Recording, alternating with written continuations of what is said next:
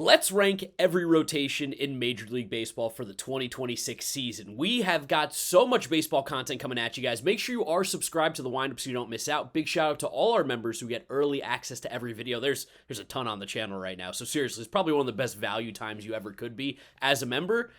And let us know in the comment section down below who you think is the best rotation in baseball. But first, we want to give a quick shout out to today's sponsor, SeatGeek. Baseball season's in full swing. We got spring training, the World Baseball Classic, and opening day is fast approaching. If you're anything like us, you're going to want to be at those games, which means you need tickets. That's where SeatGeek comes in. Use our code WINDUP10 for 10% off your next purchase on SeatGeek. Maybe you don't want tickets to a baseball game right now. You can still buy other tickets to basketball games, the World Cup, comedy shows, concerts, and so much more. And with over 30 million downloads, SeatGeek is the #1 rated ticketing app. Our personal favorite feature about SeatGeek is their SeatGeek score. They take tickets and grade them on a scale of 1 through 10 to let you know how good of a deal you're getting. If you see tickets with a score closer to 10 or with a green circle, that's a good deal. Buy those. When you see tickets with a score closer to 1 or have a red or orange circle, those are not great deals. You don't have to buy those. So once again, we got the hookup for you guys. Use our code WINDUP10 for 10% off your next set of tickets on SeatGeek. That's 10% off your next purchase of tickets on SeatGeek using our code WINDUP10. Links in description. Download the SeatGeek app. Thank you, SeatGeek, for sponsoring today's video. James, we got our 30. We're going to go in chunks of 5. I think the bottom 5's probably some of the easiest ones. It is. I mean, some there could be some debate on like 25 versus 26, but at least the bottom 3 is remarkably easy. It's the Colorado Rockies, the Washington Nationals, and the Chicago White Sox. I think in that order. And then... Ooh, okay. No? Different? Slight difference. Who you got? I go Colorado Rockies, Washington Nationals, St. Louis Cardinals. Okay, so I have Cardinals 27. And I have White Sox 27. So, I mean, okay. the same bottom 4. And I have Athletics 26. I have the Angels 26. Okay, so I have the Angels a little bit higher. Yeah, I actually have the Athletics at my number 25 spot. Again, we'll talk about that in the next one. But I had Angels 26. I don't think they're very good. I know you're a little higher on Jose Soriano than most, and Yusei Kikuchi is a major league pitcher. It's just I don't have faith in any of the guys past them. But let's talk about these really, really bad teams real quick. That right. Bottom 4 that we know is a lock. The Rockies suck. That rotation in that ballpark is impossible. If they played in San Francisco, it might be like the 25th worst rotation in all of baseball. But the fact that you're going to see those guys pitch every 5 days in Colorado, they might give up 1,000. They gave up 1,000 runs last year. They might give up 1,100 this year. I think there's a real chance we get through the season. I'm pretty sure the projections right now support this, that none of these guys are going to have an ERA under 5. It's impossible. Like Dollander, I think is the best chance, and it's just because on the road he will be good. I think unless Michael Lorenzen gets a few more outings against Team USA, I think that's the only. I think that's the only way that anyone in this rotation actually puts up a decent season. Nationals, though, again, they suck badly, but I do like Cade Cavalli still, and I know you like Cade Cavalli as well. And then like Zach Littell is a professional pitcher, major leaguer. He'll show up every 5th day, and then after that, who knows? But that's all we got. There's a debate to have with the Rockies rotation and the Nationals rotation of who would do better in Nationals Park for the full season, but that's not what's happening. They're on the Rockies, so they're worse. I mean, and then the Cardinals, White Sox, like both of these rotations stink. There might be some guys that pop up as some starting pitchers that could be of value in the future. I know we've talked about Richard Fitz. I think Matthew Liberatore had a stretch last year where he looked pretty good. Even Michael McGreevy at times looked pretty decent for this Cardinals rotation. But like we're talking about 5-5s basically in this rotation, and similarly to the White Sox, like I like Shane Smith, I like Sean Burke. The rest of that rotation's really bad, and it would get better if they bring up some of the young guys, but they're not going to be there right now. And I think the young guys on the White Sox have significantly more potential than the young guys on the Cardinals, but significantly lower floors. Like I pushed the Cardinals ahead. I actually consider the Cardinals to even break out of this bottom 5 just because I do like Liberatore, McGreevy enough, Richard Fitz enough, Hunter Dobbins enough, and Quinn Matthews. A lot of guys talked about, I don't know the order of these videos, but in the pitching breakout video, just because I think there's a decent amount of potential in that Cardinals rotation, but I can't really give them the credit before seeing it. Yeah, it's one of those where if you told me those guys broke out, I wouldn't bat an eye, but we need to see it like you said. They probably go into almost every single game this year as the underdog just because of the pitching matchup alone. I wish I could match together some of the skill sets in this Cardinals rotation. Like if I could give Richard Fitz Matthew Liberatore's command. I know, lefty right? versus righty, but then you have like an actual number 2. Like it's going to be that they're in rotation in terms of these horrible teams. I'm actually excited to watch just because there is hope. Yes. All right, so at 25, I had the Athletics. 24, I had the D-backs. 23, I have the Marlins. 22, I have the Padres. And 21, I have the Giants. Okay, so 25, I had the Padres. 24, Diamondbacks. 23, Giants. 22, Angels. 21, Twins. Ooh, okay, interesting. I mean, Twins were at 20 for me. Again, we'll talk there. So we've mentioned the Athletics both now, one of the bottom rotations in baseball. I think I like it similarly-ish to that kind of Rockies conversation. They have way better pitchers than the Rockies do, just blanket statement, like way better. They'll pitch well on the road, this team. That's why I gave them a slight bump outside of that like bottom five. And also like we do know that there's going to be some young guys coming up that are exciting. Guys like Gage Jump, Jamie Arnold eventually will get to the majors. Those guys are great, but similarly not here. Luis Morales, though, that's my fun arm to keep an eye out for. So similar to what we said about the Rockies, where I said that I don't know if any of those guys will have an ERA under 5. I don't know if any of the guys in this Athletics rotation will have an ERA under 4. Yeah, it's going to be very tough. Unless maybe Gage Jump gets time and gets to do that. And also, like, Jacob Lopez was good and fun last year. Yeah. It's a strange setup, but as a lefty, I think the weirdness works. Luis Severino seems like he has a new lease on life this year. I think now he understands. Maybe the next season signing bonus hit his bank account, and he was like, all right, let me try this again. It's like, this is where I play. Same with Jeffrey Springs. Like, these guys are all totally fine, but it's a rotation that if there was like one monster on top, and maybe Gage Jump just is that monster, like they could actually compete for a playoff spot. But without that, it remains to be seen. Yeah, we both had the Diamondbacks at number 24. They just stink. Like it doesn't feel like there's any ceiling with that rotation. Kind of is like a decent-ish floor now where I think it's kind of the same conversation of the Cardinals. Like if Zach Gallen bounced back, you wouldn't be surprised.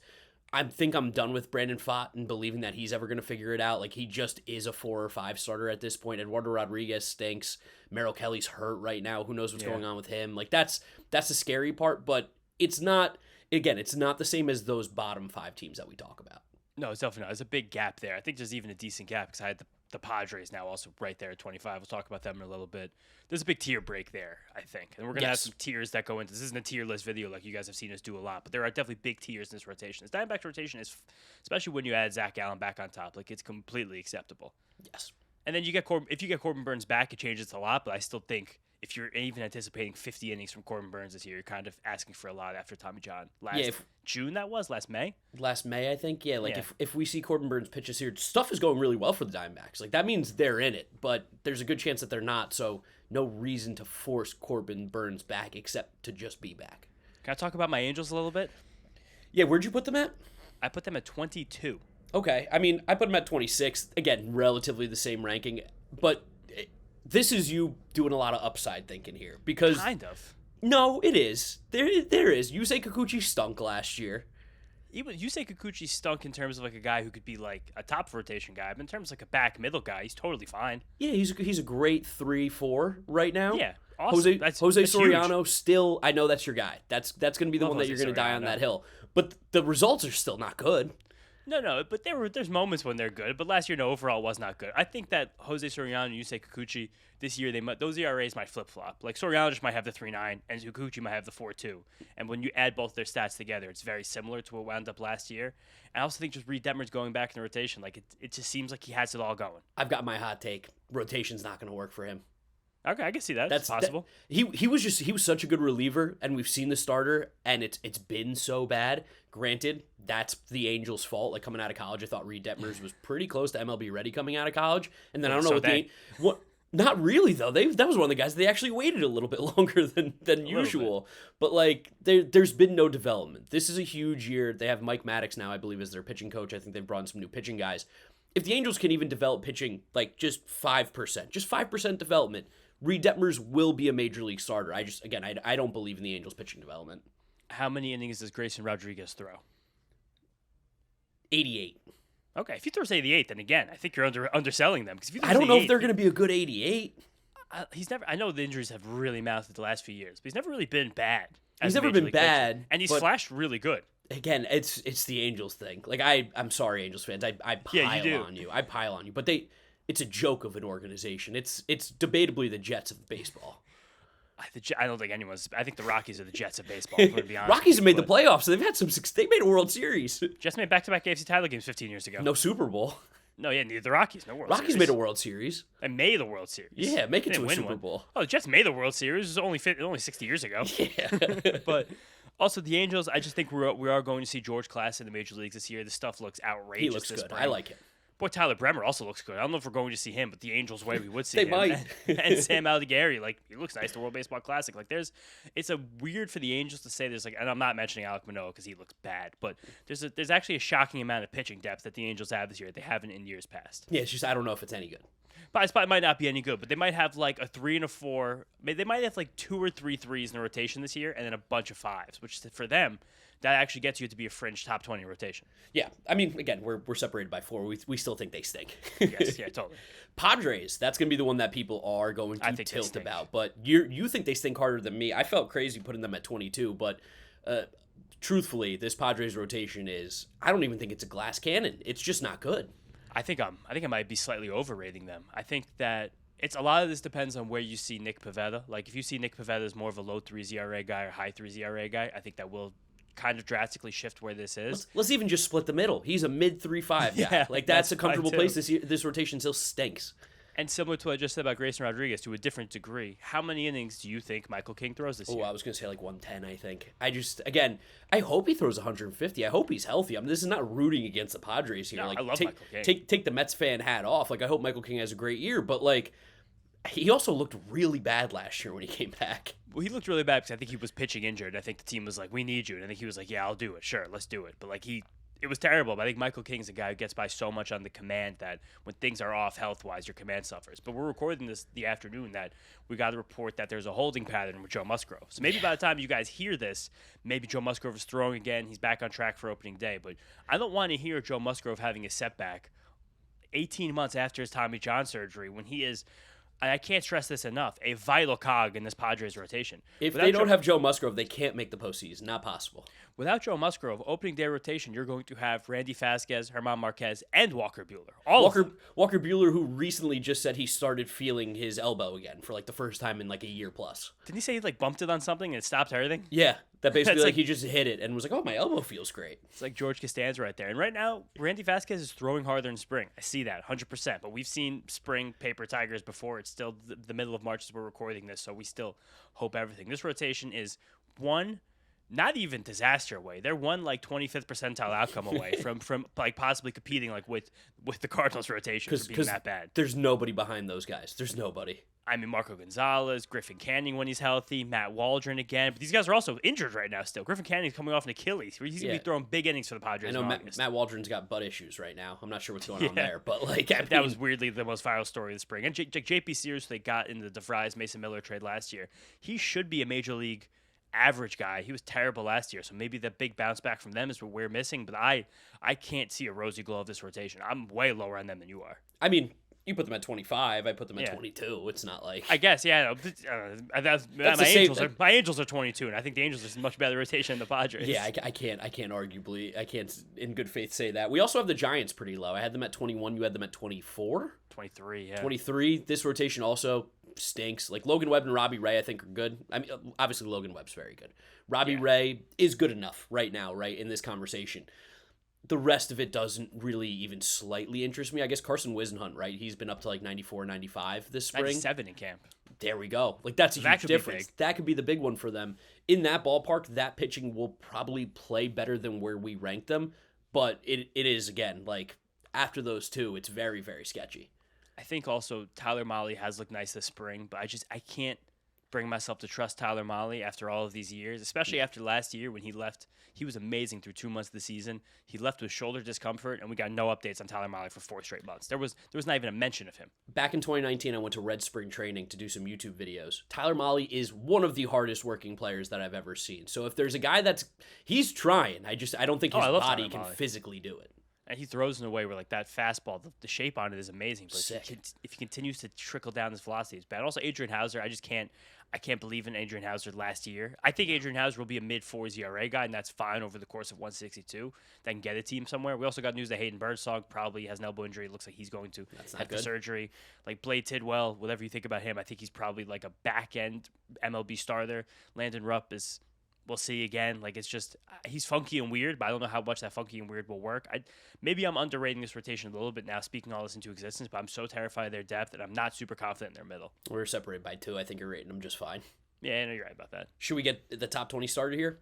Yeah, top 20. All right, 20, I've got the Minnesota Twins. At number 19, I've got the Cleveland Guardians. Number 18, I've got the Houston Astros. 17, Cincinnati Reds. 16, Milwaukee Brewers. We are so similar on this. Really? So one of our big differences is the Brewers. I actually have significantly higher, and I'll explain that in a second. And I mentioned the Twins at 21, but my number 20 is the Guardians. 19 is the Astros. 18 is the Reds. 17 are my Marlins. You love my Marlins. And 16 are the Cubs. No, Marlins I put at 23. I hate your Marlins. Oh, I forgot. I missed that one before. I was saving that for when you ranked them higher. Okay. I hate this rotation. I think that Marlins rotation is complete and utter dog shit. Again, Yuri Perez is great. And I do think Sandy bounces back, but also maybe not. He just got pieced up by Venezuela. They looked so insanely comfortable to him. The velo's back. That's the thing that I'm going to believe back all of last year. Is that the velo is there, so he has to figure it out. But that being said, outside of those two guys, what do you got, James? I know this is your Robbie Snelling call. I know this is what it is. Part of it's Robbie Snelling. Part of it's also Max Myers looked good again this spring. He was good last year when he was healthy. I mean, a lot of that good was kind of supplied by that 14 strikeout game that everyone talked about, and he was totally fine. But again, I'm putting a lot of projection on Sandy and Yuri being a real 1-2. Sandy last year after the All-Star break, 3.3 ERA. Was good. It was very good. Really good. And the last 10 starts of the year, especially when you just decimated the Mets on 8 days rest that last weekend because the Marlins wanted to make sure their rotation was perfectly manicured for 3 home games while they were still alive for the playoffs. I think that him, and I also think my bold prediction is going to be that Yuri by the end of the season is a top 10 pitcher. Yeah, I mean that was one of my breakout guys. So and yours as well. Those two I'm not worried about. Again, it's the guys after them where I've never truly been a huge Max Meyer guy, and similarly, I gotta see it until I believe it. And Chris Paddock and Braxton Garrett to me are shit until they're not shit. Braxton Garrett's never really been shit, but Braxton Garrett just, whenever he's stuck at 91, 92 miles an hour, and then he throws 93 and his arm breaks. Yes. So, again, but he's always been decent enough when he was lower, but he seems like he wants more. Maybe he comes back and he gives 100 innings of 4-0 ball. And I think 100 innings of 4-0 balls would be huge. That's a separator between, the 23rd ranked and the 16th ranked, I think, or 17th ranked where we have. Probably split the difference. They're probably 20th. Probably. And then, again, I really like Robbie Snelling. I've told you this a lot. Yeah. I think he's right now one of the most underrated pitching prospects in the league. He looks good in the spring. I think his shine is growing a lot. I think there's a good chance we see a lot of Robbie Snelling this year in the major leagues. Similarly, Thomas White, I think he's dealing with a tweak right now on something. I'll double check that briefly, but he's nasty too. He's really good. If those guys combine for 160 major league innings this year, changes things. And that might be me overselling how much they're each going to pitch. Maybe Snelling comes up very early, but then Thomas White doesn't come up till very late, so they can preserve Snelling's White's rookie eligibility for next year. So he does more of the 50 inning Nolan McLean thing or the Bubba Chandler thing, but then we still get a 80 from Robbie Snelling. This all to me seems like it can come, and also, I really trust that what that team's pitching staff does, their pitching development staff. I see. That's the one. I actually buy into what they've done on the hitting side now. I don't buy the pitching yet. I just think the way they've been game planning, it seems like they got something, and that ballpark and that defense is going to just keep them all good enough. Yes, and that's a big thing that's going to make this rotation look a lot better at the end of the year and help them win games. We had the Twins pretty low. You had them at 21. I had them at 20. I mean, it's just simple. With no Pablo Lopez, this rotation's a lot weaker. I do actually like almost every single arm in that rotation. Joe Ryan's great. Again, dealing with some injury stuff, but yeah, but he's back for Team USA. Oh, he's back? They say he's back on the roster. I literally couldn't believe that. I recorded my pitching rankings. I was like, what? He hasn't pitched in the spring. Shout out the Twins. They said, we're not going to win anything. Go pitch for Team USA. Yeah, go have some fun. Bailey Ober probably stinks, but also can't really stink as bad as he was last year. The thing about Bailey Ober that's terrifying me is that he still's barely broken 89 in spring. Yeah, that's and I know that we're going through this right now with Sean Manaea. We're going to talk about the Mets a little bit further up. I kind of ranked the Mets a little aggressively, but two things in my mind are all right, one, it's only, as we're recording this, still a few weeks till spring training. Yeah. So I think you can build up that velocity. But two, Ober struggled with the velocity last year. That's a big reason why he fell off a cliff. And we have these conversations a lot where the difference between 91 and 92 to 90 and 89 is a huge difference in Major League. Especially for a righty, it's even bigger than lefty. We have that conversation with Ranger Suarez a lot. And if Ober can't get back over that hump, I don't know how good he can be. And then this is a lot of Taj Bradley, Mick Abel, Zebby Matthews. Yeah, which guys that we like, and Simeon Wood Richardson, who's looked great. He's looked good. Guys that we like enough, but I don't like them enough to put them inside my top 20. Yeah, that's fair. We had the Guardians both low. I think similar conversation of just Bybee and Williams are pretty good. They're probably Like Williams Ceiling's probably a good 2, right? But like Yeah, truthfully, I think so. these guys are probably 3s, comfortable 3s in rotations, and the rest of that rotation is just it's going to be like hovering right around low 4s, high 3s ERAs all year. Yeah, but they're a team that there's always going to be more than meets the eye. And I'm comfortable just basically saying that without Correct. actually having a ton to like move on there. Like Slate Ciccone was hitting 97 in the spring. Like if he got another mile per hour 2 in his fastball, That could be the guy. He could be better than Tanner Bybee tomorrow. Or if Tanner Bybee gets a tick, then he could be as good as Gavin Williams again. Or like Parker Messick was great last year as like a funky lefty with a wacky changeup. Well, Joey Cantillo, talk about a funky lefty with a wacky changeup. Like that's great. Like Doug Nikhazy, like sure, might be a mid-4s guy for like 80 innings if he pitches them. And this will be the Guardians thing that's happened forever. Their rotation is way better for the regular season than it is for the postseason. And when you like put it on paper, A lot of these rotations we're talking about. when you put it on paper, like it's not exciting. But over like 162 in that division, it's perfect, and that's probably why they make the postseason every year. Is they just have 4 ERA on every pitcher. They don't have any dead spots. Like some teams will have like a guy at the top, but then you'll have 2 days a week. You're like, who is pitching? How do we win this game? Yeah. But the Guardians never really go through that. And then complete opposite of that. Why? And I rank these teams next to each other, even though they're so different. The Houston Astros. Yes. It seems like 2 or 3 days a week the Astros might have dudes because Hunter Brown is an ascendant ace still. Like he's awesome. I think he's still on the way up. I think the guy's just tremendous. Imai looks nice this spring. I think the big thing that looks nice for Imai is that fastball velocity is up. He's been regularly getting to 96s, 97s, and even some nice sprinkling of 98s, which he didn't do a ton in Japan. But the fact that he had that top end, but then we'll go down to the bottom end, a lot of people thought it was possible. Maybe just sustains a few innings a game. And Mike Burrows looks like, again, as a very fine major league pitcher. Maybe this is old school Astros. They could just coax a little bit more out of him. I know it says there's a 2-seamer he's been working on that he threw last year, but they mentioned it specifically. There's been a change with it. That's all really good. After that, I don't know what's going on. Yeah, like, I mean, the age-old question, how many innings will Christian Javier and Lance McCullers pitch this year? 7, maybe? Also, maybe 220. I'll also say this. How many innings do you want them pitching? Those guys both might patently suck. Yeah, there's a world where both those guys are not good. They're cooked. And then, like, Ryan Weiss, what's some of the other, like, Colton Gordon, is he out for the year? Which one of them's out for the year? I know they have, like, those Wisniewski's out for the year.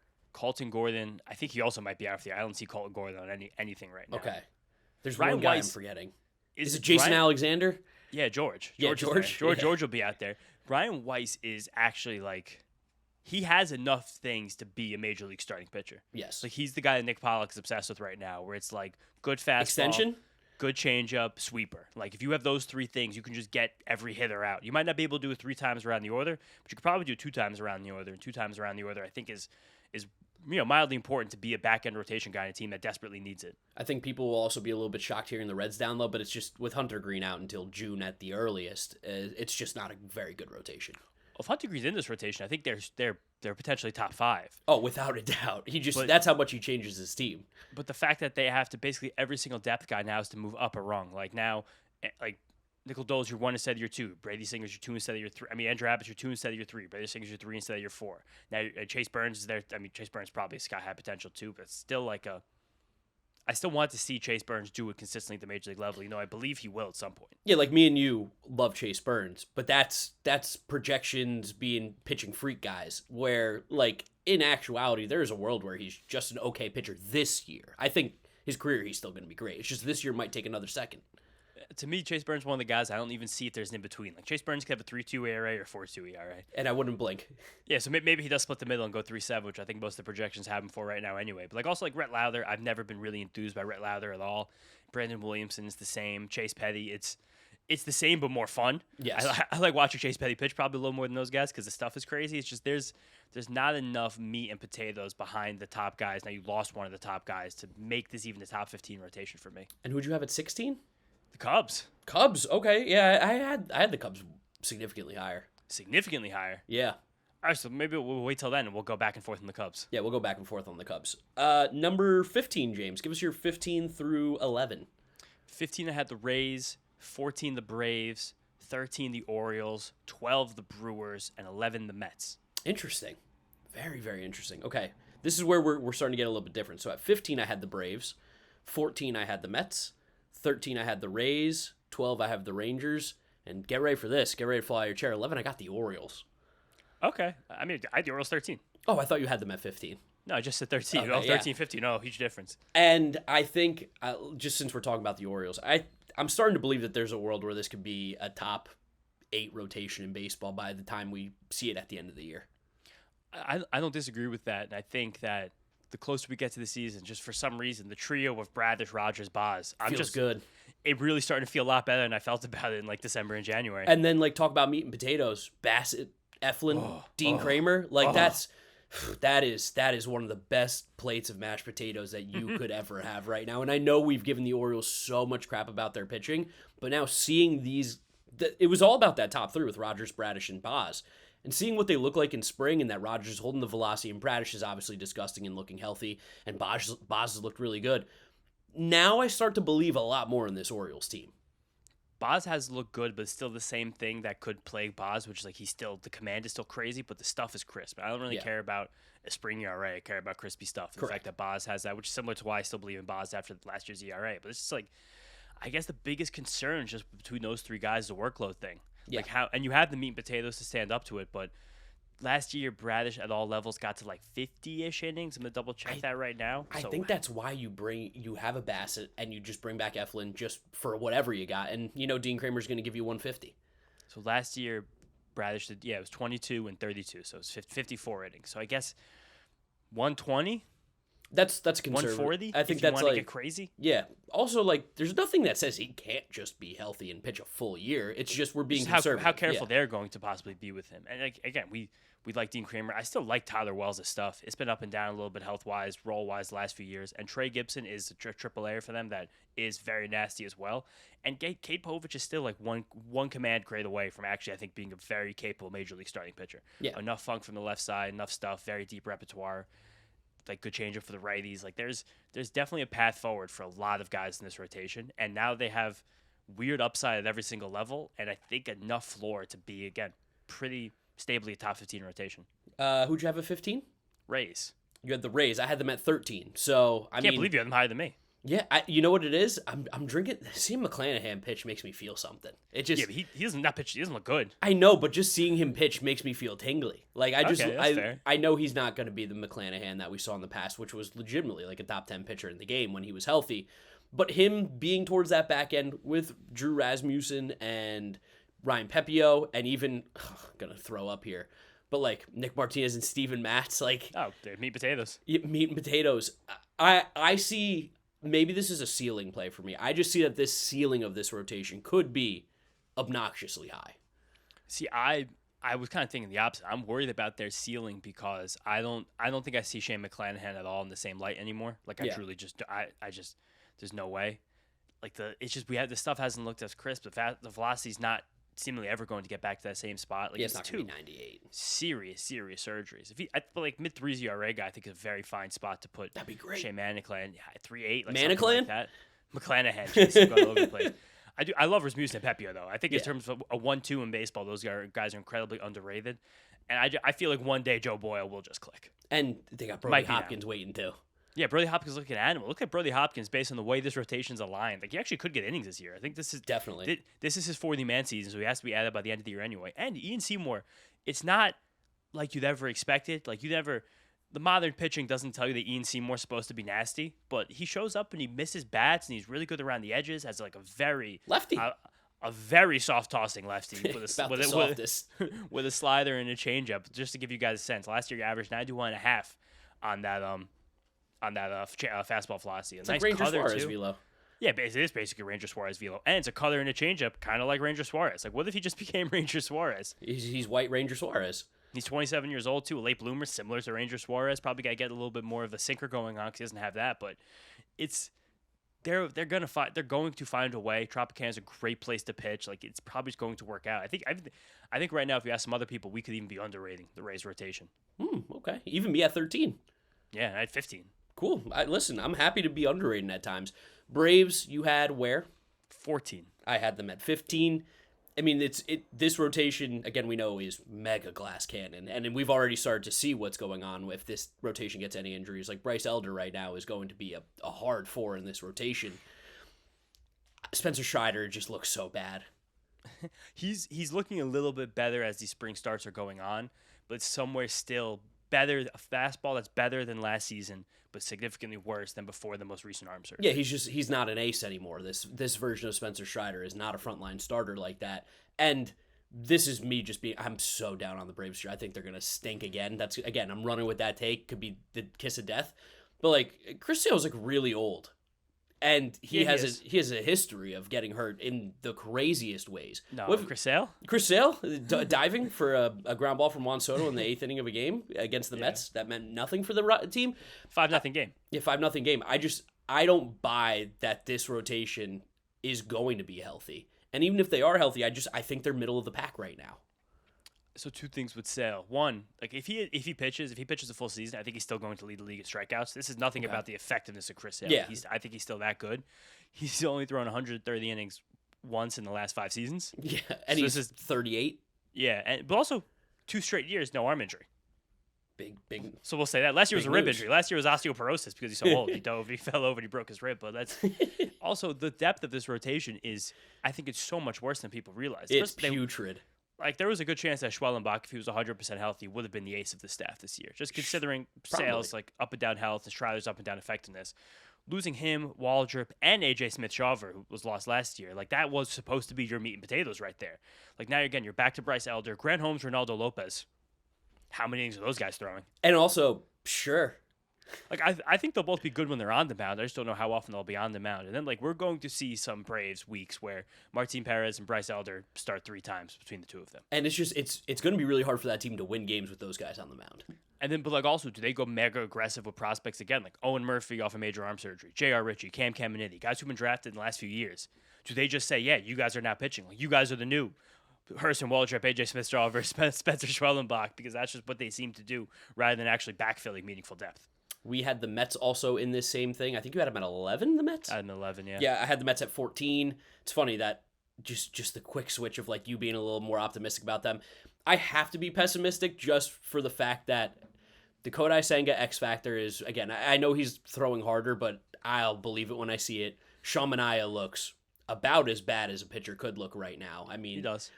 Put him on the IL to start the year. Love Clay Holmes. Love Freddie Peralta. I know Nolan McLean let all the Americans down, but whatever. I still love Nolan McLean. He's still great. And then we do have some great depth in, like, Tobias Myers and Jonah Tong behind those guys. And I think I'm even at David Peterson. I knew I was Christian Scott. Like, this team's got so many pitchers. I just do think that, like, objectively, I think they're a middle of the pack rotation as it stands today. Yeah, to me, I think they are middle of the pack. I think there's a pretty flat tier, basically, of all these teams, from my 10th ranked team all the way to, like, the 16th, which is the Cubs. I think all of those rotations are kind of similar. I think they're all. That's why we're kind of arguing, like, well, splitting hairs on each of them. The Orioles, the Braves. I have the Brewers in here too, which we'll talk about in a second. But with the Mets, if you see, like, top 20 starting pitcher potential with Nolan McLean, you already have that Freddie Peralta. I can't really rank them lower than this because, like we just talked about, how confident, not in the individual guys, but in the depth organism as a whole. Like, in the fact that David Peterson, Clay Holmes, with it maybe Sean Manaea, maybe Kodai Senga, but then Tong, Meyer, Scott, you're probably just getting between 5 of those guys a combined good 3. Probably. So that's enough for them to be fringy top 10 for me, even though I do not think there's a big difference between, again, 10, 16 major league rotations. Which is kind of funny because I think your 16th team is my 10th team, but we'll talk about that in a second. Other teams that we had in this range, just read out your last couple again.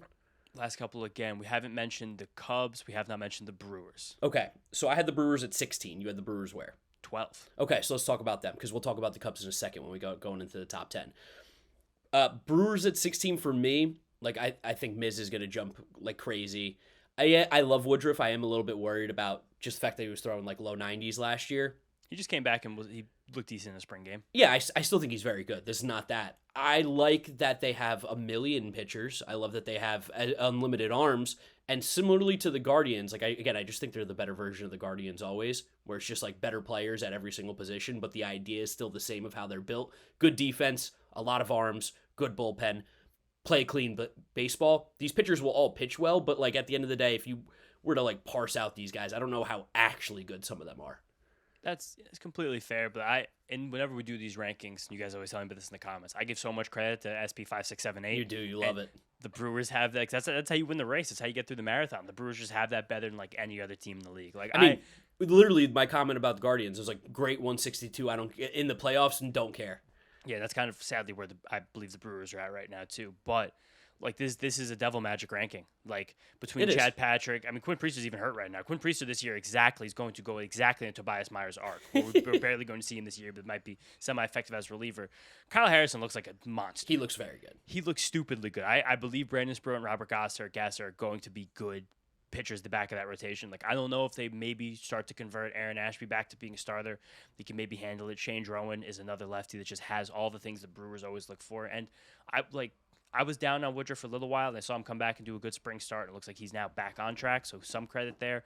Not as good as he was last year, but still good. And I think Miz is a literal freak of nature. Yeah. Like devil magic ranking. Now, that being said, yeah, this is a devil magic ranking for you. That's why we have the difference there. All right, 100%. let's get the top 10 started. At number 10, I've got the Kansas City Royals.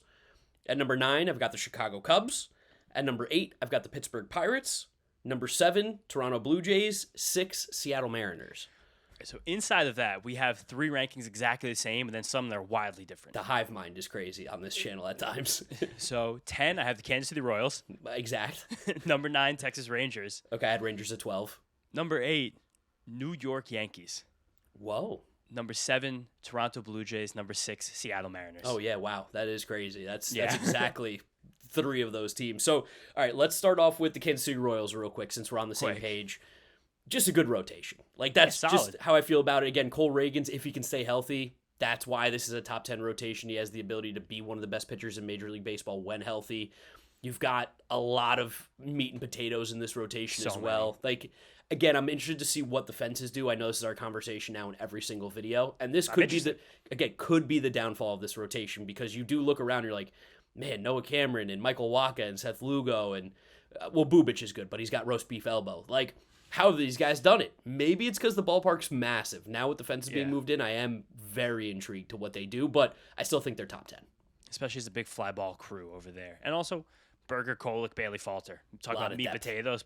Like, can't wait. Like, because Reagan's similar to what I said about Chris Sale. If he pitches every single inning this year, he will lead the league in strikeouts. Yes. Or I really doubt he does. I think he's gone over 120. I think if you include the minor leagues, he's over 130 once. Damn. Yeah, if you include the minor leagues, which is kind of rough there. I think Hunter Green's actually the same, which is scary as well. But it's just, there's a good rotation. But them being top 10, again, I don't see them as being that different than a team like the Braves, the Rays, the Cubs, the Mets, the Brewers, the Orioles. Yeah, they're all relatively in the same. They just have that top 10 claim because of the number, but in terms of a tier, those teams are very close for me. All right, let's argue about the Cubs. I have them at 9, you have them at 16. This is by far our biggest difference right now. Yeah, and definitely. To be fair, this is very on brand for like we hate the Cubs as much as like we hate the Cubs, we hate the Cubs. It's kind of a joke, yeah. But I do think that this rotation, man, this is going to get them to win like 96 games probably. I think so too. Yeah, and that's why I'm like, maybe that's my mistake in ranking them so high, is because I'm thinking that this rotation is good enough to win them 96 games, when a lot of that is because they play good defense and have a good lineup. But I mean, at the end of the day, Cade Horton was really good last year. I know we don't think he was as good as probably the numbers, but he still is very good. You have Shota, who's probably sketchy, but like still fine enough. You have Jameson Taillon, you have Matt Boyd, you have Edward Cabrera. Am I forgetting one more? Justin Steele. Justin Steele when he comes back. Even Jackson Wiggins is like their depth in the minors. Jordan Wicks, I think, is still even a depth guy in the minors. Javier Assad's going to be the depth guy. Javier Assad's another depth guy. It's great. Yeah, like they just have 10 pitchers, and I think they're all good enough. No, you're right. Looking back, again, I put them at the back of this tier where I think all of these teams are pretty flat. I probably could have bumped them up a few spots. I still don't think they would have made my top 10. To your defense, there's nothing exciting about this rotation. There's zero excitement. There's excitement, I think, around both Cade Horton and Edward Cabrera, but their excitement is completely different. I think Cade Horton is, he's a guy, I think Gavin Williams is this right now too. Somehow and some way, right now Cade Horton is both overrated and underrated at the exact same time. I like that. So I think that makes him rated really well, because the ERA is nonsense, but he doesn't strike any guys out, but his stuff's really good, and he grew a lot as a pitcher last year. Like, watching him get more comfortable with his changeup as last season went along. When he threw that one, his debut against Juan Soto, and Soto went, wow, because I think that was something that wasn't really in the scouting report, and then he kind of grew in comfortability with it. He has the cut fastball that I think a lot of pitchers like to have, and that's why Cade Horton, on the surface, it was perceived that he would struggle a lot against left-handed batters. I talked about this a lot on my channel last year. I promoted the fuck out of Cade Horton last year. I said, everyone get him on your fantasy team the second he got called up. So I was like, that cut fastball will be good against the lefties. And the book on him was struggle against lefties. But now that lefties might have had years seeing it, I do wonder if there's some kind of adjustment. But again, his fastball acts like a cutter, and usually cutters are what right-handed pitchers like him use to neutralize lefties. So I think it might still be functional. But when you don't strike that many guys out, you're just kind of inviting some trouble. And Yes. Edward Cabrera, we talked a lot about how much we both love Edward Cabrera. He literally had an elbow sprain last year. I mean, yeah, there's a world where the bottom falls out completely. There's a world where he just gets injured or something. Like, Yeah. I think he'll be effective if he's on the mound, but I don't know if I can give Edward Cabrera more than 130 innings. So then again, it's about when Steele comes back. It's about Assad. It's about if Ben Brown actually gets back in the rotation and does something. Like, it's about Colin Ray. And Colin Ray had like a 30% K rate down the stretch. Keep that in mind. yeah, again, it could be good. Like, similarly, like Matt Boyd and James and Tyone. Like, yeah, like as like touch and feel lefty righty, like you'll get something there, but I could see the bottom falling on either of those guys. I could also see either of those guys like ripping through a season with like a 3.5 ERA. Like I'm not confident enough in those guys to have like really considerably bumped this Cubs rotation up too much. The Cubs are the Dodgers of the Brewers of the Guardians. What? Oh no! Oh my God! I can't. I had to bring that. I had to bring that one back. I know the people love that in the comment section. that was too many of them. Too many degrees past that. So I think we also had a pretty big disagreement on the Rangers. Yeah, I had the Rangers at 12. Oh, I had them at 9. Okay, so a little different. But I did have the Rangers past this tier of, again, glut. Yeah, I get this is a worry play for me. Like if they're healthy, I think you could make a debate that they are top 10. I think they're healthy. You can make debate their top 5. I don't really see a world where like Jacob deGrom and Nathan Eovaldi pitch as many innings as they did last year. It's almost statistically improbable. And then as soon as that happens, there's nothing. Like the next guy up is Kumar Rocker, and while there's been like little blips of like excitement from him at times, every time he's pitched more than like 30 innings at the major league level, he gets absolutely destroyed. He just can't hold it. So I don't feel good about like those top 2. Love them if they pitch. Everything else, I know Mackenzie Gore's there, and I'm probably underrating Mackenzie Gore a little bit, but similarly, I don't know how to rate Mackenzie Gore. Show me something. This is the difference between them at 9 and 12 for me is Mackenzie Gore, and I don't know what the fuck to do with him. At least in terms of rotation, we've talked about how afraid we are of the top guys because we know how good they are talent-wise about their ability to be on the field. At least Mackenzie Gore, I think, has proved himself as a bit of a horse. Yes, he's healthy. Yes, Mackenzie Gore shows up and he pitches. And he was pitching in the Nationals organization the last few years. That gave him nothing. Pen and paper organization the last few years. Stupid, yeah. And again, they just got smart and they traded him, so maybe that's kind of like the double-edged sword there for Mackenzie Gore. Like, they were like, oh, we actually don't even want to deal with this anymore. But between him and Leiter, I think that they're better and they have better a workload floor than some people realize. I think Leiter last year, he still has no idea where the ball's going. But the stuff is really nasty. Again, doesn't know where it's going, which his dad would be so disappointed. I mean, it's like, I can't imagine. Such a field pitcher. No. That's what I'm saying. And Jack is like, Al walked everybody. Yeah, Al did walk everybody. You're right about that. But he still was a field pitcher, just with not the stuff that Jack has. But he didn't get the Greg Maddux strike zone. That's the difference. Yeah, that's the difference. Al could have been Greg Maddux there. But like, I don't know. I still see some kind of step there. And that stadium plays so big. It plays so huge. big. And their defense, not great. Not the worst either. I think people killed us for saying that they don't play good defense. They're like, last year we had some of the highest DRs. It's like, well, I hope you guys know you lost like 14 of them from Marcus Semien. So, and again, this year with the outfield defense, we will see what happens with Nimmo and Wright. I think that could be a bit of an adventure. And like, I like Jacob Latz. I don't think you're big on Jacob Latz. I like Jacob Latz a lot. Yeah. He's a funky enough lefty for me where I can see him being very efficient over a full season. And then your boy Austin Gomber. I know. Could be worse. Could be worse. It definitely could be, but it also might not be. No, it might not be. Again, I'm probably being a little bit too favorable to the health outcomes to put them in my top 10. Okay. Next up, we had the Pirates both at 8, right? No, I had the Pirates in my top 5. Oh, nice. Okay, so then who'd you have at 8? 8 I had Yankees, and then we both had Blue Jays and Mariners 6 and 7. So let's talk Blue Jays 6-7. Let's talk Mariners Blue Jays real quick, because I actually think that probably goes a little bit against what the industry would say about rotation rankings for those two teams. I think both of those teams are probably in the top 5 in a lot of people's rankings. You think so? I think maybe. Yeah. Again, you might have to take your fantasy baseball, also like analytical nerd taking in conversation. Like, I think the normies might put those both solid in the top 5, where the Blue Jays are 5 and the Mariners are probably like 3.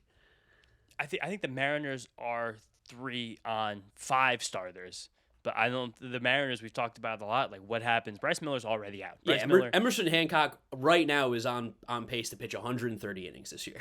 Or Cooper Criswell or Dane Dunning. Like, those guys are not good. You're going to get a lot of innings out of that trio right there: Emerson Hancock, Cooper Criswell, and Dane Dunning. So it's about how good the rest of the guys are and how much that will matter about how good those 3 guys are. Yeah, I know a lot of people are super high on George Kirby. I saw Lance Brosdowski had him ranked like inside his top 10 starting pitchers going into the season. I'm probably a little more cautious just because of what we saw last year. Maybe be like, oh shit, like not because you got me hip to Kirby early, and then saw him pitch, and I was like, this guy's awesome. And then last year I was like, ooh, this guy's not awesome. This guy is okay. And like, I do get worried about that. But that being said, like, let's just on paper, Woo, Gilbert, Kirby, Castillo might not be a better 4 in baseball.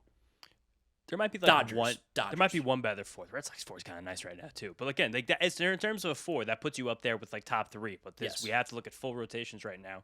And on full rotations, it's a lot of Emerson Hancock, Dane Dunning, and Cooper Criswell. And I love Cooper Criswell as much as the next guy, but Bryce Miller, we just haven't. The fact that he like was healthy in pitching, then he went out. And then he threw a bullpen. He said he felt good. And he threw a second bullpen. He couldn't get through it. You don't want to see these bad vibes this early in camp. You just do not want to see that. And now, that being said, this last rotation spot, I think by the end of the year, will be one of Ryan Sloan or Kate Anderson. But that's talk about crazy. That's a crazy thing to just say. But why? I think I kind of agree with you. Like they should. The way that they moved Kirby, especially, and Bryce Miller through their systems.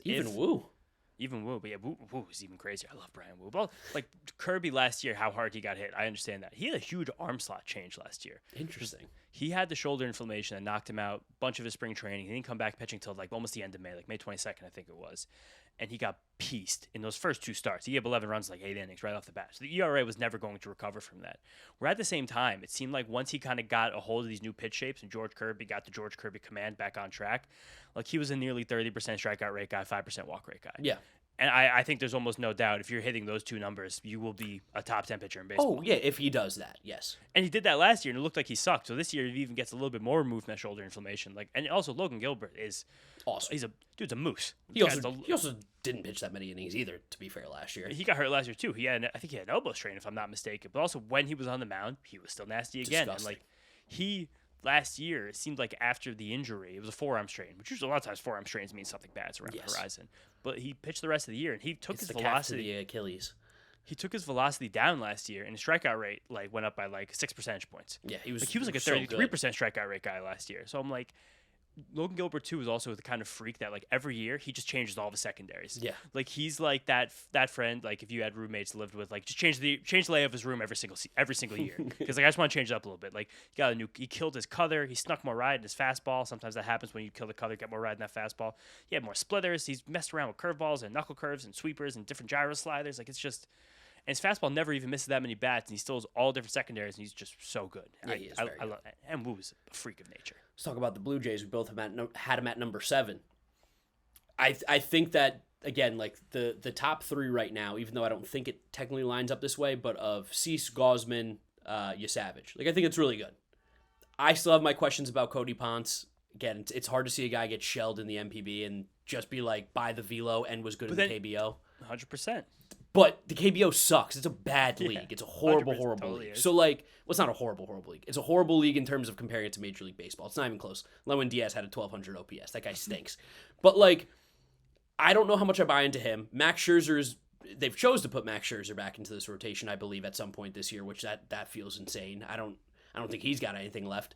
And then, what's the one more pitcher I'm forgetting on this team? Jose Barrios? Barrios and Bieber. And Bieber might be dead, and Jose Barrios stinks. I don't know. Barrios also might be dead. But I like that top 3, and that's why they're a borderline top 5 for me, is I think that top 3 is good enough with those guys behind them to still be a top 5 rotation, arguably. I'm not as high. And again, Cease was great. We do need to see him bounce back, though. He did have a bad year last year. It's every other year. I have almost no doubt in Cease doing the every other year thing. It's just going to happen. Also, this Blue Jays team, maybe they have to stretch into their minor leagues, get a little bit more than we realize. Maybe this is finally the time for Jake Ploss off major arm surgery. What about Ricky Tiedemann? One time, maybe Ricky Tiedemann out of Mako. I know Gage Stanifer is still in Double-A, and he's still working on his command. But it's his 40-man year, so if they want to be aggressive, that could be a guy that has a nice fastball slider mix down there at Double-A for them. Also, I think that the Savage stuff right now, the fact they're bringing him on so slowly, it seems like they don't really want him to throw more than 100 or so regular season innings. Which is probably the right move. So then the guy who throws the 3rd most innings on this team, if I had to make a bet right now, probably is Cody Ponce. Maybe. Right? And you do have 2 horses at the top, and Gausman Does Gossman still have ace shine? Because I don't think he No, I don't should. think I so. don't think he does. But I think he's talking about steady. Like, dude, steady as hell. Yeah, I think he's like a borderline top 30 pitcher, but I don't think he's got ace shine anymore. I think I would even put him borderline top 20 still at this point. Maybe Top 20 for Gossman? I don't know about that. Maybe top 30. Yeah, top Yeah. 30. Top 30. I just scrolled back my pitching ranks. I was like, yeah, number 32. But very good rotation. But you're going to wind up seeing again. It's going to be a lot about Scherzer, Eric Lauer, and someone else. And maybe if Bieber's healthy, it changes a lot. Yes. Right now he's not, so we can't pretend he is. That's the and again, we put them at number 7, so we still think they're quite still good. great rotation. Yeah. Really good rotation. Top 5, James. Time to do it. Yep. Number 5, I've got the Phillies. Number 4, I've got the Detroit Tigers. Number 3, I've got the New York Yankees. Number 2, I've got the Boston Red Sox. And number 1, I've got the Dodgers. And I'll say this before we get going. I think that 1-2 is a lock. I don't think there's anywhere you change that. So again, some very big similarities. Number 5, I have the Phillies. Bang. Number 4, the Pittsburgh Pirates. Cool. I mean, I had them at 8. I like it. 3, the Detroit Tigers. 2, I went Dodgers. 1, I went Red Sox. Whoa, you switched it up on me. Yeah. Okay. I went Red Sox 1. Let's save that for the end. Let's talk about the Phillies at 5. Let's talk about the Yankees. You had the Yankees 3. I had them at 8. Okay, so you want to do the ones where we have the different sections for here. sure. All right, Yankees. I'm betting a lot on Garrett Cole and Carlos Rodon coming back and being good pitchers. That's the you bet. big one. Here's the thing. If they do, this is arguably the second best rotation in baseball, which is why I bumped him down to 3. Right now, on paper, like going into opening day, it's probably like in that 10 to 12 range in terms of like what that rotation actually is. With Fried, Weathers, Luis Gil looks horrible. Luis Gil does not look good. Will Warren, and then Cam Schlittler. Yeah. But when those guys come back, I mean, Cole, Rodon, Fried, and then a combination of Schlittler, Weathers, Warren. You can even have Luis Gil be part of that. Like talk about depth when those guys come back. And that's why I put the Yankees at 3. I'm going to give the benefit of the doubt that Garrett Cole and Carlos Rodon will just come back and be good enough. Yeah, again, I baked in a little bit more risk around those guys. But I like last year, Carlos Rodon was arguably a top 10 pitcher. He was in baseball. awesome. And I think that gets really swept under the rug. I think finally, after all of these years, Rodon finally got the hang of like the changeup, and it was like, damn, this is nasty. Like he basically, I'm not gonna say he saved the Yankees last year, but without Garrett Cole, for Rodon to be a true 2 behind Fried was unbelievable. And Fried's amazing. Like again, steadiness. Yes. Like Max Fried is fantastic. He is like very consistently going to be like between the 8th and 11th best pitcher, just because you guys saw the downside of the playoffs last year. Like sometimes you just soft tossing lefty and you're not hitting the spots, you get crushed. I'm a little just worried about Cole. I want to see him come back and do it. I believe he will be able to do it, but this is old for Tommy John surgery. Yeah. And it's a lot of miles on that arm.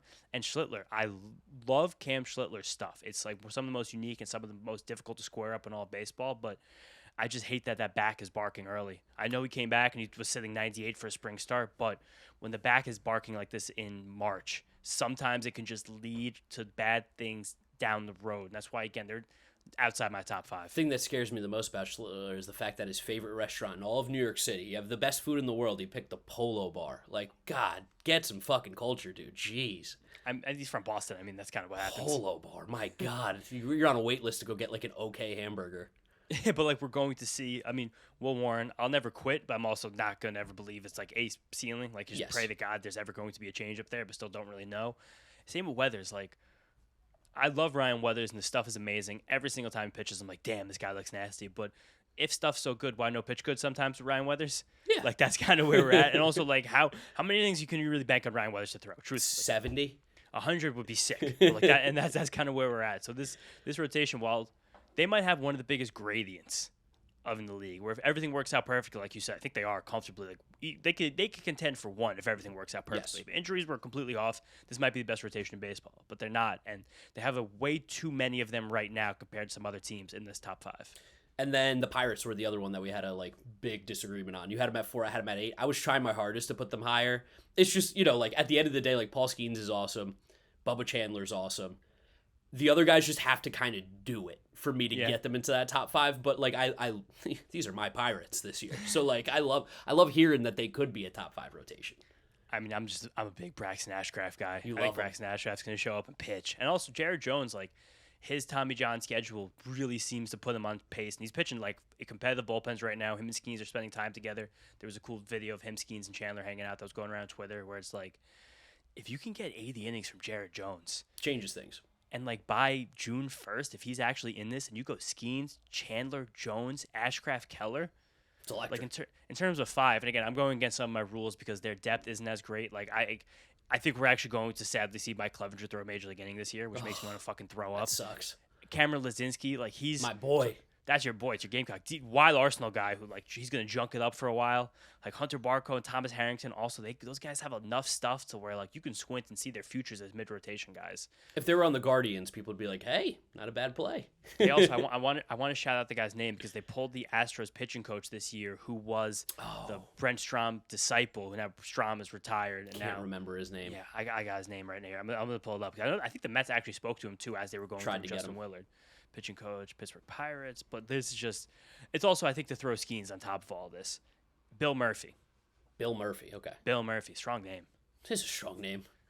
Maybe the guy should be the coach for the Ireland team in the next World Baseball Classic. But I love the top end of this Pirates staff, and I think that they have meat and potatoes that are going to come together more than people realize. Yeah, listen, I'm in. My Pirates. 5, we both had the Phillies. I think this is pretty straightforward. Yeah. With or without Zach Wheeler, it's still a really good rotation. With Zach Wheeler, it's a ridiculously good rotation. Being able to make Taijuan Walker or Andrew Painter your 5, flip-flop them, that's really okay when you have the front 4 like they do. Totally. And also just betting on a bounce back from Nola. He's already back to 92 in the spring. Last year he didn't get there until like May. So I Looked think that's good in the WBC. Yeah, it did look good in WBC. That's a huge deal. I mean, might have looked good in WBC again or really bad by the time you guys listen to this. We'll see about that. I think the Luzardo extension gives me more confidence in Jesus Luzardo just because Caleb Cotham, their pitching coach, is a monster. The guy's a wizard. He's low-key like the best or the second best in all of baseball right now. Yeah, behind Justin Willard. Yeah, behind Justin Willard. I mean, I love Matt Blake and the Yankees too. But like and Pryor's also good in the Dodgers. But like he's a freak, and if he thinks that they can keep Luzardo's velocity high and like help him iron out some of the inconsistencies, he's great. Christopher Sanchez, top 5 starting pitcher in baseball. Like his rotation's awesome, but there's enough questions about Wheeler, Painter, Nola to kind of continue to question, like put them just behind those 4 teams ahead of them. At number 4, you had the Pirates. I had the Tigers. You had the Tigers at 3. I mean, Terry Skubal, Framber Valdez is arguably the best 1-2 in baseball. Like, it's really, really good. We're underrating Framber Valdez. We did it all off season. Not this channel. Unless Wheeler's healthy. Unless Wheeler's healthy, yes. But right now he's not. So this would be the best 1-2 in baseball. This channel didn't underrate Framber Valdez, but the rest of baseball, I think, did. I think we're just going to see him pitch, like, really well again. And him behind Derek Skubal, who's going to be really damn good, the best pitcher in baseball, that's not bad. And then, like, when you move Jack Flaherty and Casey Mize and Justin Verlander, and they do have a lot of depth with Troy Melton and Cato Montero and even Jackson Jobe at some point when he comes back. Those guys as 3, 4, 5 options, it's great when you have just horses, dogs at the front of that rotation like they do. And I think there's some growing momentum that Kevin McGonigal will be the opening day shortstop, and that matters a lot just for like the team perspective because of how good of a hitter he is. But I think he's definitely. I'm not the big fan of Trace. I'm the biggest fan of Trace Sweeney's defense. Like I think McGonigal overall is the best shortstop they could possibly put out there on opening day, or even by 2 weeks into the season, so he gets the PPI eligibility for the team. But I think that I wonder if we see a adjustment from Valdez just because that defense isn't going to be as good as the Astros. Maybe imagine if we see him throw a 4-seam fastball. Like, that'd be hysterical. I mean, he throws 96, so, like, it's going to play. Why not? Maybe, but, yeah, it would be kind of funny. I think this rotation is so solid. And it's very solid. Really helps. Like, imagine a team having 2 guys throw 200 innings. They might. Imagine that. I don't even... When's the last time that happened, you think? I was going to say, I might do a quick scroll back while we talk about the top 3 to see if there was a time that happened recently, because I can't recall. Yeah, no, I can't think of a time. I mean, last year, 3 guys in the whole league threw 200 innings. Who'd you have in your 3? My 3 were Tigers, Dodgers, Red Sox. And who'd you have at 4? Pirates? Oh, okay. So now we just got to talk about the Red Sox, Dodgers now. That's it. Yeah, Red Sox, Dodgers argument. Yeah, Dodgers I have 1, Red Sox 2. Dodgers rotation's crazy. Like, I know there's some injuries right now, but, like, do we care? Honestly, do we actually care? Does it matter for them? I care enough to push them back. And also, one of the big reasons I push them back is just simply because I think that Garrett Crochet is better than Yamamoto. That's fair. So I think that was something for me there at the top. And I think that, I think 2 and 3 are much better on the Dodgers. 4 probably is as well. But the Red Sox are going to just throw so many arms at you this year. The Red Sox might have 3 2-starters as their 5-starter this year. Yeah, 3 2-stars. It's possible. Yeah, right. Like, totally true. And that feeds to your argument as well. Something that is also working against me with the Dodgers right now is the fact that they are steadfast that Roki Sasaki is going to be in this rotation. And he stinks. He's deep. He will never be a good starting pitcher. He still might be one day. Right now, he will not be. I'll plant my flag on that one. Looks horrible. The thing about the Dodgers that also bumps me down is that I don't see any of these guys even throwing like 170 innings. I really don't. And fair, but they all might throw 130. Yeah, I think they literally all might throw 130. And like, I love Emmett Sheehan. If Snell and Glassman are on the mound, they're like top 20 pitchers in baseball easily. I just don't know when they're on the mound. I think Shohei also is a top 20 pitcher in baseball when he's on the mound. I think they're just going to be really chill about that rotation. So it's kind of, I think the Red Sox are going to push in more. I think Sonny Gray's better than people realize. I still like Ranger Suarez, even though I think that contract was a little crazy. Bayo's good. I think Oviedo might be a demon. Sandoval might come back and be decent. Looks amazing. Peyton Tolley and Conley Early, I think, are both really, really good. And that's kind of the questions right around those comparison guys on the Dodgers, where it's like River Ryan also looks great, but like I don't trust the arm. He's the oldest prospect ever. Like Kyle Hurt, Robleski, Landon Knack. Like you might see more Kasparius. Gavin Stone's actually injured again. He's my favorite of that crew. It's just I don't know. I give the Red Sox a little bit more credit for that depth. Hey, listen, I'm glad to hear that because again, I'm all over the Red Sox this year. I think that team's just a friggin' moose of a team this year, and I think weirdly not getting enough love because the Yankees and the Blue Jays exist in that division, but I genuinely might like the Red Sox as the second best team there. I know we've talked about that before in our rankings so far this year, but yeah, that rotation's unbelievably deep. Garrett Crochet is sick. I get worried about Crochet's arm. You know, we saw him throw more than 70 innings for the first time ever last year, and he threw 200 plus. So, like, I want to see what it looks like. He might just, again, the guy is built like a brick shithouse. He is so big. He might just be able to do this forever, and this is not anything to worry about. And I hope that's the case. I see the Dodgers having 90 pitchers, and debatably all of them except Roki Sasaki probably at the worst are like 4. Yeah, probably. You're all right about that. But I don't know. I was thinking about this a little bit more in terms of regular season than which rotation I want the most in a playoff. Fair, and I think I did a little more playoff than regular season on this. That's fair. That's why it's fun. These ranks are different. Also, 2 years ago, I didn't even realize this. Zach Wheeler, exactly 200. Aaron Nola, 199 and a third. Doesn't count. 2 more outs. Yeah, but Bitch. That's good, sturdy rotation rankings here. An hour. You guys love the hour-long bangers that we drop for you. Hopefully you like this one. Make sure you subscribe to the Windup so you don't miss out on the baseball content. Big shout out to our members who get access to the videos early. You can follow James on social media at James Shiano. And I'm Draftnik Mark. Also, if you made it this far, we're on Spotify now, so go check us out. If you want to listen to us, you can find us there. Thank you guys for listening. Thank you for watching. We'll catch you on the next one. Peace out.